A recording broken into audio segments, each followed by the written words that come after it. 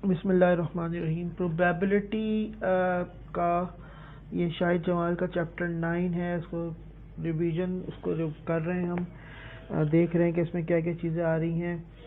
और प्रोबेबिलिटी का आगाज़ जो हुआ था नॉर्मली वो गैम्बलिंग वगैरह के लिए हुआ था, और जब भी इसके जो क्वेश्चन उसमें नॉर्मली डाइस, कॉइन और कार्ड्स का जिक्र होता है, लेकिन अब जो है प्रोबेबिलिटी बहुत सारे इवेंट्स के लिए हम उसको यूज़ कर सकते हैं। अंदाज़ा लगाने के लिए, गैसिंग करने के लिए हम प्रोबेबिलिटी का इस्तेमाल करते हैं। प्रोबेबिलिटी का सिंपल फार्मूला अगर देखा जाए तो ये है PA equals to number of outcomes in an event A और number of outcomes in sample space S। Outcome, या इसको हम ऐसे भी लिख सकते हैं PA is equals to NA upon NS, NA upon NS। Outcomes होते हैं टोटल रिजल्ट जो आ सकते हैं। इवेंट कोई भी हो सकता है, उसमें क्वेश्चन करेंगे तभी बात समझ में आ जाएगी। सैम्पल स्पेस को S से डिनोट करते हैं और नंबर ऑफ ऑब्जर्वेशंस को हम N से डिनोट करते हैं। इसका मतलब है number of observations event A में divided by number of observations sample space में। तो पहला क्वेश्चन इसका देखते हैं। इसमें पहला क्वेश्चन देखने से पहले इसमें एक चीज़ यहाँ पर देख लें कि जो डाई की बात करता है, डाइस की बात करता है, डाई को जब हम एक दफ़ा रोल करते हैं तो 6 की पावर 1 6 हमारा आंसर होता है और 6 सैंपल इसमें बन सकते हैं। तो ये हमारा सैंपल स्पेस है। इसी तरह अगर हम डाई को 2 दफ़ा रोल करते हैं तो 36 हमारे सैंपल्स बन सकते हैं, जो कि 36 सैंपल किस तरह बनते हैं। शाहिद जमाल पेज नंबर 294 पर उसने मेंशन किया हुआ है कि किस तरह नंबर ऑफ सैंपल्स जो हैं वो बन सकते हैं अगर हम डाइस को रोल करें या एक डाई को 2 दफ़ा रोल करें। एग्जाम्पल 1 है शाहिद जमाल की। सैंपल इन्होंने कहा है एग्जाम्पल 1 में 6 sided die is tossed only once. अगर एक दफ़ा टॉस किया गया है तो ये हमारे 6 जो है मुख्तलिफ आंसर्स आ सकते हैं। आपने सबसे पहले सैंपल स्पेस निकालना है। सैंपल स्पेस में 6 नंबर ऑफ ऑब्जर्वेशन, तो NS आपका 6 हो जाएगा। उसके बाद कह रहा है फर्स्ट इवेंट है जिसकी हमने प्रोबेबिलिटी निकालनी है, वो है n इवन नंबर। तो आपने इसको इस तरह सॉल्व करना है कि आपने उसको एक अल्फ़ाबेट से डिनोट कर दिया, n इवन नंबर A। तो अगर हम इस सैंपल स्पेस में देखें तो हमें 3 इवन नंबर्स नज़र आएंगे, 2, 4 एंड 6। तो इसका मतलब ये हुआ कि इस इवेंट में 3 नंबर्स मौजूद हैं। नंबर ऑफ ऑब्जर्वेशन जो है वो 3 है। अब अगर अपने मेड फार्मूले की बात करें तो ये NA ओवर NS, तो NA हमारा 3 है, NS हमारा 6 है, तो हाफ या 0.5 इसकी, या दूसरे अल्फाज में कहा जाए तो 50% प्रोबेबिलिटी है कि एक इवन नंबर इसमें आ जाए। नंबर सेकंड इसने हमें इसमें कहा है कि a number less than 3, a number less than 3। अगर हम अपने इसमें देखें क्वेश्चन में जो सैंपल स्पेस है उसमें नंबर लेस देन 3 सिर्फ 2 है, 1 एंड 2। इसका मतलब है जो हमारा B इवेंट है उसमें जो नंबर ऑफ ऑब्जर्वेशन है वो 2 है। इसको भी फॉर्मूले में रख देते हैं 2/6। सैंपल स्पेस हर केस में सेम रहेगा, आपके जो इवेंट्स हैं उनकी नंबर ऑफ ऑब्जर्वेशन चेंज होती जाएंगी। तो इसका आंसर 0.33 आ रहा है, 1/3 भी लिख सकते हैं इसको।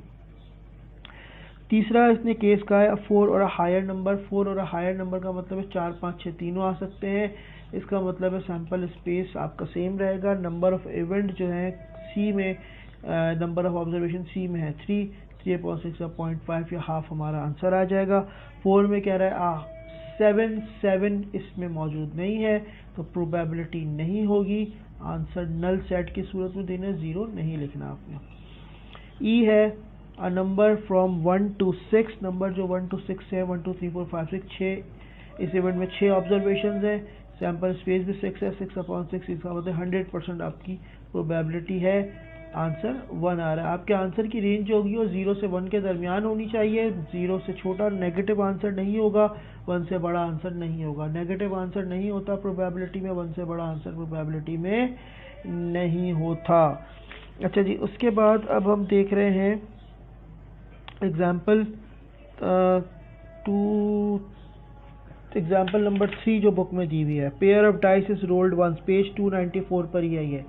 तो अगर हम पेयर ऑफ डाइस को जो है वो रोल करते हैं तो ये हमारे 36 सैंपल स्पेस आता है, और ये 36 हमारे सैंपल्स इस तरह निकल आएंगे। अगर 36 सैंपल्स हमारे आ रहे हैं तो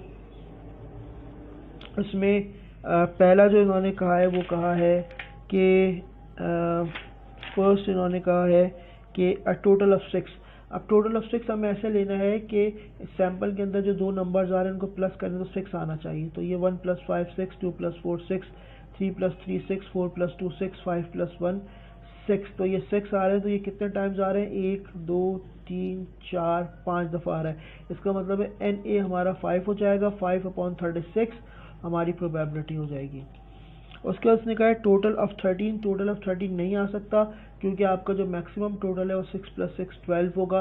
तो इस पूरे सेट में टोटल ऑफ 12 होगा। टोटल ऑफ 13 नहीं हो सकता। तो हमारी यहाँ पर प्रोबेबिलिटी नहीं है। नल सेट भी हम इसमें बना सकते हैं। अच्छा, अगर मैं आपसे कहूँ कि इसमें एक और चीज़ निकालें आप, सम ऑफ 9, तो सम ऑफ 9 क्वेश्चन में तो नहीं दिया हुआ, लेकिन सम ऑफ 9 इसमें 5 4 6 3 4 5 3 6 4 होगा। तो 4/36 इसका आंसर आ सकता है। फर्दर इसको आप डिवाइड कर दें। और अगर सम ऑफ 12 चाहिए तो ये सिर्फ एक है, यानी 1/36 इसका आंसर आ सकता है। तो ये कुछ ऐसे हमने इसको सॉल्व किया है। 9.9 जो क्वेश्चन है वो भी कुछ ऐसा ही है।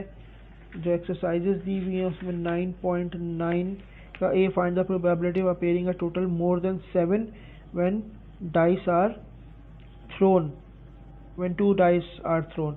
तो इसका मतलब है यहाँ पे मोर देन 7 आपके पास जो है वो कौन कौन से हो सकते हैं?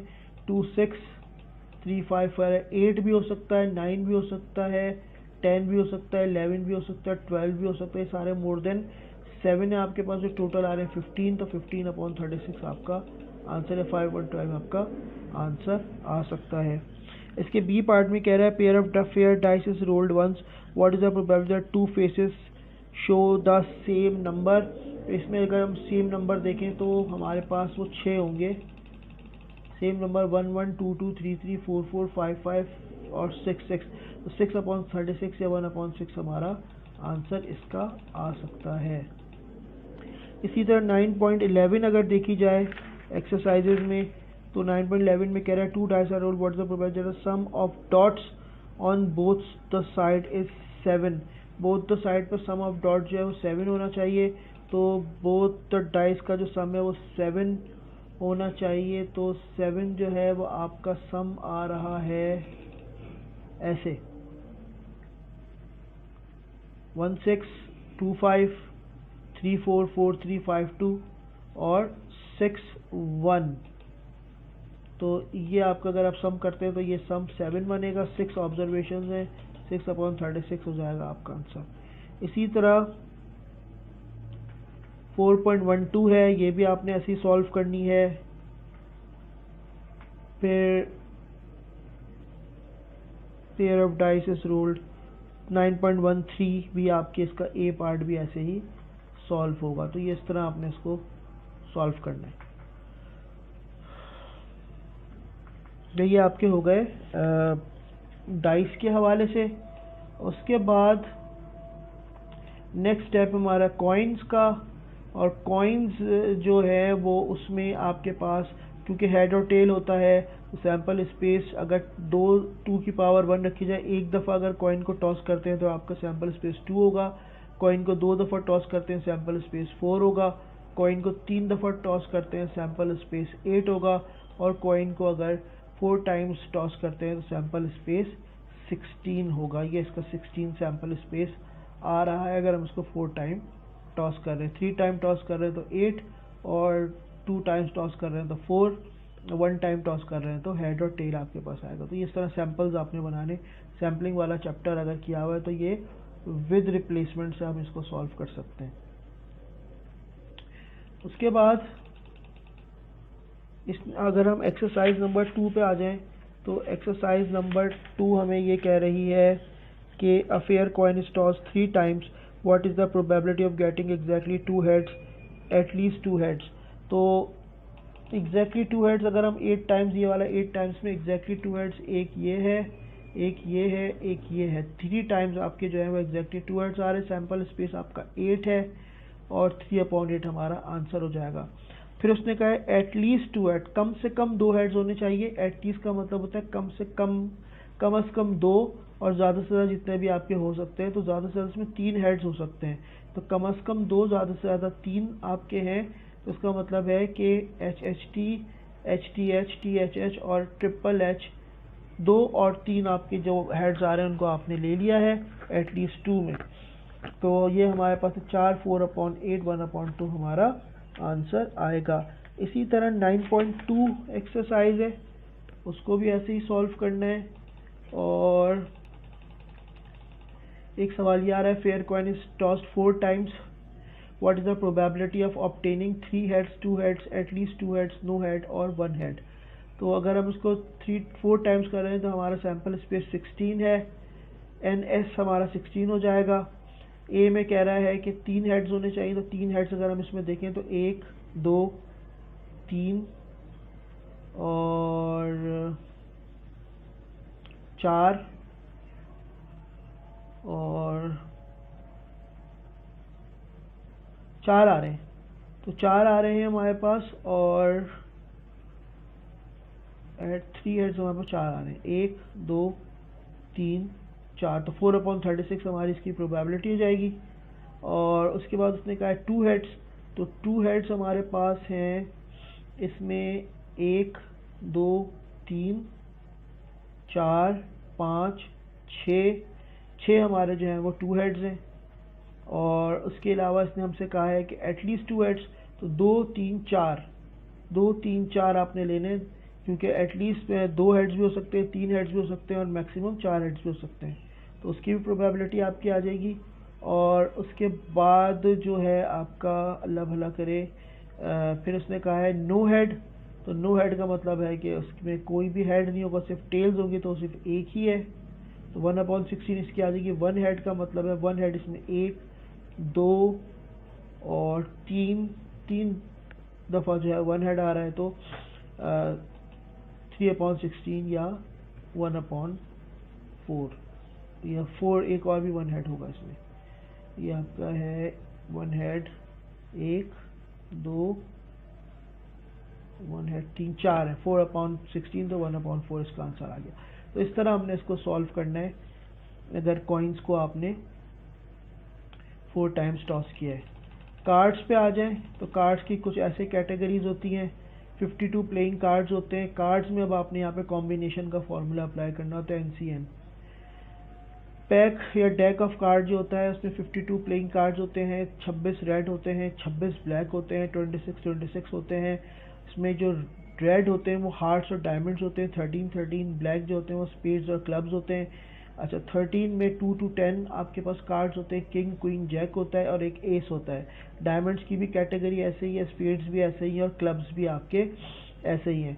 यहाँ पे एन जो है वो आपका पॉपुलेशन साइज और स्मॉल एन आपका सैंपल साइज है। टोटल फेस कार्ड्स या पिक्चर कार्ड्स होते हैं 12, ठीक है। तो हर रेड एंड ब्लैक 26 होते हैं, हर कैटेगरी के 13 कार्ड्स होते हैं, 4 किंग होते हैं, 4 क्वीन होती हैं, 4 जैक्स होते हैं। ये फेस कार्ड्स हैं, टोटल 12 फेस कार्ड्स हैं, 4 एस होते हैं, इसको हम इक्का बोलते हैं। अब इसको अगर हम सवाल को सॉल्व करें तो इसके लिए हमारे पास क्वेश्चन है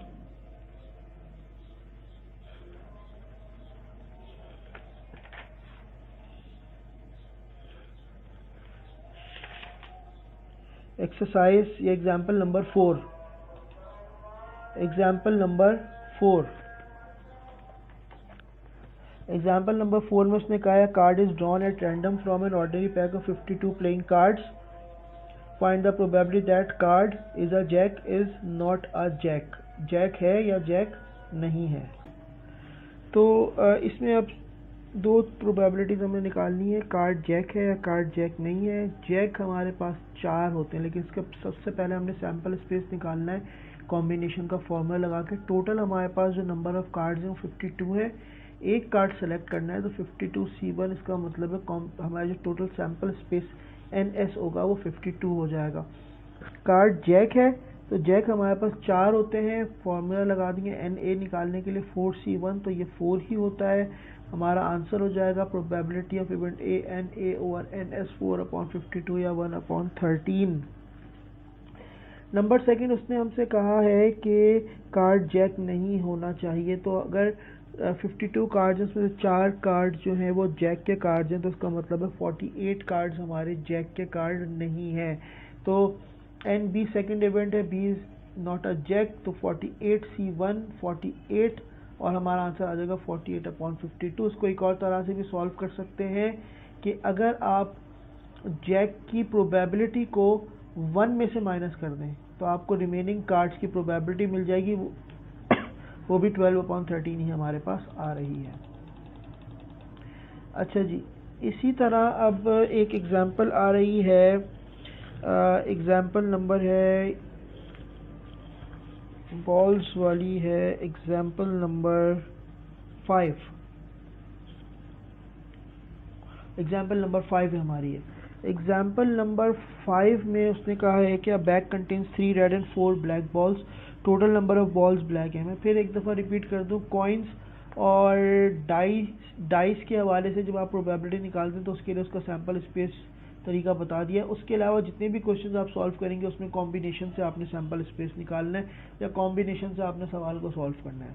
यहाँ पे बॉल्स की बात हो रही है, 7 बॉल्स हैं, अ बॉल इज ड्रॉन, एक बॉल ड्रॉ किया आपने, तो इसका मतलब है 7C1, 7 आपका सैम्पल स्पेस आ गया और वो आपसे कह रहा है कि प्रोबेबिलिटी फाइंड आउट करेंगे, बॉल ब्लैक है तो बॉल ब्लैक, 4 ब्लैक बॉल्स हैं, 4C1NA हो जाएगा और 4/7 आपकी प्रोबेबिलिटी आ जाएगी। अगर मैं आपसे कहता हूँ कि अब प्रोबेबिलिटी निकालें, बॉल ब्लैक नहीं है, तो इसका मतलब है हम रेड की प्रोबेबिलिटी निकालेंगे 3/7, या फिर जैसे भी जैक वाले में देखा था बॉल इज़ नॉट ब्लैक, तो 1 में से ब्लैक की प्रोबेबिलिटी माइनस कर दें तो भी आपको 3/7 जो है वो मिल जाएगा। उसके बाद ये आपके पास आ रहा है एग्जाम्पल नंबर 6 है ये हमारी। एग्जाम्पल नंबर 6 में जो उसने कहा है अ bag contain 3 white balls, 4 black balls and 5 red balls, तो टोटल 5 4 9 3 12 आपके पास बॉल्स हैं, 3 बॉल्स आर ड्रॉन, 3 आपने ड्रॉ करनी है, तो इसका मतलब NS आपका हो जाएगा 12C3 220 हमारा आंसर आ जाएगा।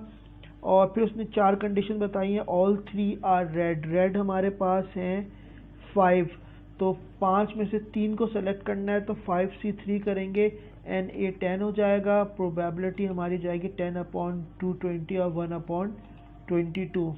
दूसरे केस में कहा है ऑल 3 आर ब्लैक, ब्लैक हमारे पास 4 हैं तो 4 में से 3 सेलेक्ट करनी है, 4C3 हो जाएगा, 4C3 4 होता है, 4/220 1/55 हमारा ये हो जाएगा। और उसके बाद जो है आपने नेक्स्ट उसमें तीसरे वाले में आपने कहा है कि 2 are red and 1 is black, तो रेड आपके पास क्योंकि 5 है तो 5 में से आपने 2 सेलेक्ट करनी है, 5C2, और ब्लैक आपके पास 1 है तो 4C1। 5C2 का जो भी आंसर आ रहा हो उसको 4C1 से मल्टीप्लाई कर दें, ये आपके पास इसका NC आ जाएगा, number of observation in event C, और फिर इसको सैम्पल स्पेस से डिवाइड कर दें तो आपको आंसर मिल जाएगा।